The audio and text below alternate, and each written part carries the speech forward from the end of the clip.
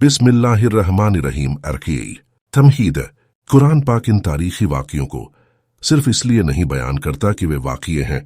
जिनका एक तारीख में लिखा होना ज़रूरी है, बल्कि इसका एक ही मकसद है, वह यह कि वह इन वाक़ियों से पैदा होने वाले नतीजों से इंसान की हिदायत व रहनुमाई के लिए नसीहत और इबरत बनाए और इंसानी अक्ल व जज्बांत से अपील करे कि वे फितरत के कानूनों के सांचे में ढले हुए इन तारीखी नतीजों से सबक हासिल करें और ईमान लाएं कि अल्लाह की हस्ती एक इनकार न की जा सकने वाली हकीकत है और कुदरत का यही हाथ इस कायनात पर कार फरमा है और इसी मजहब के हुक्मों की पैरवी में फलाह व नजात और हर किस्म की तरक्की का राज छिपा हुआ है,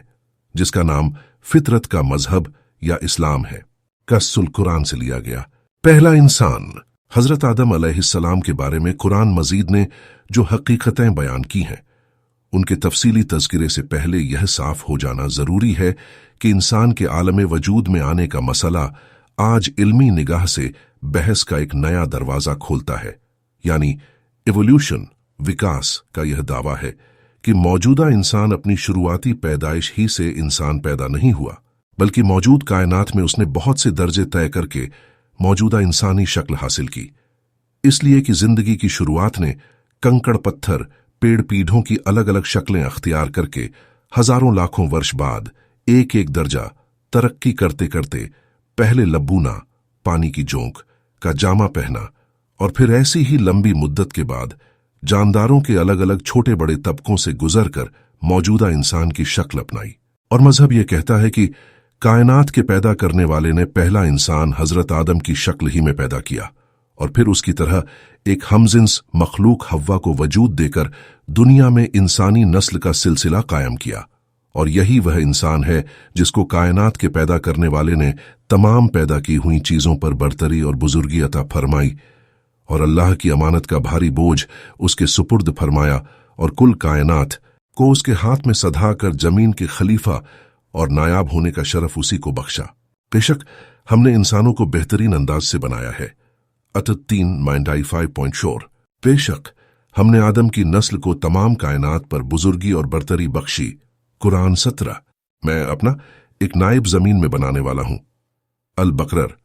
2:30। हमने अमानत के बोझ को आसमानों और जमीन पर पेश किया तो उन्होंने यानी कुल कायनात ने अल्लाह की अमानत के बोझ को उठाने से इनकार कर दिया और इससे डर गए और इंसान ने उस भारी बोझ को उठा लिया। अल अहंजाब 33:72। अब सांचने की बात यह है कि इवोल्यूशन और धर्म के बीच इस खास मसले में इल्मी तजाद, विरोधाभास है या ततवीक मेल की गुंजाइश निकल सकती है, खास तौर से जबकि इल्मार तजुर्बे ने यह सच्चाई खोल कर रखती है कि दीनी और मजहबी हकीकतों और इल्म के दरमियान किसी मामले में टकराव नहीं है।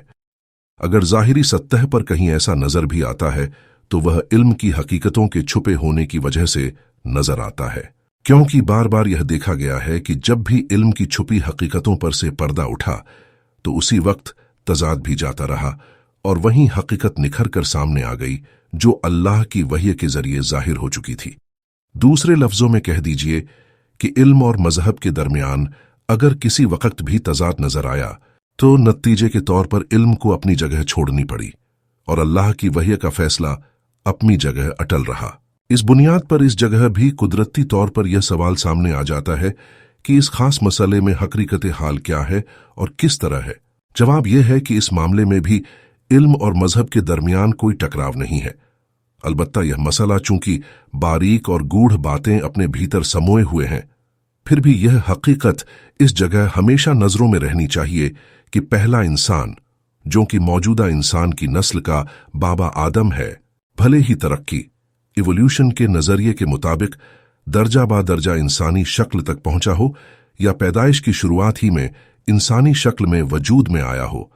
या पैदाइश की शुरुआत ही में इंसानी शक्ल में वजूद में आया हो, इल्म और मजहब दोनों का इस पर इत्तिफाक सहमति है कि मौजूदा इंसान ही इस कायनात की सबसे बेहतर मखलूक है और अक्ल और सूझबूझ ढांचा ही अपने अमल और किरदार के लिए जवाबदेह है और दस्तूर व कानून का मुकल्लफ है। या इस तरह समझ लीजिए कि इंसानी किरदार और उसके इल्मी और अमली साथ ही अखलाकी किरदार को देखते हुए इस बात की कोई अहमियत नहीं है कि इसके पैदा होने, ढलने और वजूद की दुनिया में आने की तफसील क्या है, बल्कि अहमियत की बात यह है कि इस पैदा हुई दुनिया में उसका वजूद यूं ही बेमतलब और बेमकसद है या उसकी हस्ती अपने भीतर बहुत बड़ा मकसद लेकर वजूद में आई है। क्या उसके अफ़ाल व अक़वाल और किरदार व गुफ्तार, कर्म कथन, चरित्र आचरण के असरात, प्रभाव बहुत अधिक हैं? क्या उसकी माही और रूहानी कुदरतें सबकी सब बेकार और बेनतीजा है या कीमती फलों से लदी हुई और हिकमत से भरी हुई है? और क्या उसकी जिंदगी अपने भीतर कोई रोशन व ताबनाक हकीकत रखती है और घोर अंधेरे वाले भविष्य मुस्तकबिल का पत्ता देती है और उसका माजीव हाल अपने मुस्तकबिल को नहीं जानता? बस अगर इन हकीकतों का जवाब नहीं में नहीं बल्कि हाँ में है तो फिर कुदरती तौर पर यह मानना ही होगा कि उसकी पैदाइश की कैफियत, दशा पर बहस की जाए, उसके वजूद के मकसद पर पूरी निगाह रखी जाए और यह मान लिया जाए कि पैदा की हुई चीजों में सबसे बेहतर हस्ती का वजूद बेशक बड़े मकसद का पता देता है और इसलिए उसकी अखलाकी कंदरों का जरूर कोई मसले आला, बड़ी नंजीर और उसकी पैदा करने का कोई मकसद है। कुरान पाक ने इसीलिए इंसान से मुताल्लिक पॉजिटिव और निगेटिव हर दो पहलू को वाजह करके इंसानी हस्ती के बड़प्पन का ऐलान किया और बतलाया है कि कायनात के पैदा करने वाले और बनाने संवारने वाले की कुदरत में इंसान की पैदाइश सबसे बेहतर का दर्जा रखती है और इसी वजह से वह तमाम कायनात के मुकाबले में बड़े होने और अजीम होने का हकदार है और अपने कामों और तरीकों की वजह से बेहतर। वही अल्लाह की अमानत का अलमबरदार होकर अल्लाह की जमीन का खलीफा के मनसब पर बने रहने का हक रखता है और जब यह सब कुछ उसमें मौजूद है तो फिर यह कैसे मुमकिन था कि उसकी हस्ती को यूं ही बेमकसद और बेनतीजा छोड़ दिया जाता? क्या लोगों, इंसानों ने यह गुमान कर लिया है कि वे बेमकसद छोड़ दिए जाएंगे? अल-क़ियाम 75वीं ट्रिटिस। और जरूरी है कि अकल अफशोर के इस पैकर को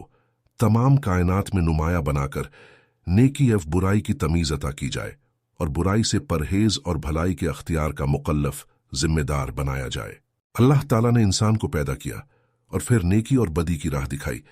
तहा 20-50 से फिर हमने इंसान को दोनों रास्ते नेकी और बुराई दिखाए। अल-बलद 90-10। गरज कुरान मजीद की याद दहानी और दावत भलाइयों को करने और बुराइयों को रोकने और रुश्द व हिदायत का मुखातब और शुरू और आखिर का महवर मरकज सिर्फ यही हस्ती तो है जिसको इंसान कहते हैं और यही वजह है कि कुरान ने पहले इंसान की पैदाइश की कैफियतों और तफसीलों को नजरअंदाज करके उसके शुरू और आखिर को ही यह अहमियत दी है। इल्मी बहसों से मुताल्लिक इस्लामी नुक्ता नज़र दृष्टिकोण। असल में इसकी इल्मी बहसों के लिए इस्लाम की तालीम यह है कि जो मसले यकीन और मुशाहदे के इल्म की हद तक पहुंच चुके हैं और कुरानी इल्म और अल्लाह की वही इन हकीकतों का इनकार नहीं करती, क्योंकि कुरान मुशाहदे और हिदायत का कभी भी इनकार नहीं करता, तो उनको बिना किसी शक के मान लिया जाए, इसलिए कि ऐसी हकीकतों का इनकार बेजा तस्सुब और तंगनजरी के सिवा और कुछ नहीं, और जो पहले अभी तक यकीन की इन मंजिलों तक नहीं पहुंचे जिनको मुशाहदा और हिदायत कहा जा सके, जैसा कि बहस में आया मसला है, तो इनके बारे में कुरान के मतलबों में ताबील नहीं करनी चाहिए और खामखाही उनको नई तहकीक के सांचे में ढालने की कोशिश हरगिज जायज नहीं, बल्कि वक्त का इंतजार करना चाहिए कि वे मसले अपनी हकीकत को इस तरह जाहिर कर दे कि उनके इनकार में मुशाहदा और हकीकत का इनकार लाजिम आ जाए। ये कि यह हकीकत है कि इल्मी बहसों को तो बार बार अपनी जगह से हटना पड़ा है, मगर करानी इल्मों को कभी एक बार भी अपनी जगह से हटने की जरूरत पेश नहीं आई, और जब कभी इल्मी मसाले बहस व नजर के बाद यकीन और मुशाहदे की हद तक पहुंचे हैं, वे एक नुक्ता भी इससे आगे नहीं गए जिसको कुरान ने पहले वाजह कर दिया है।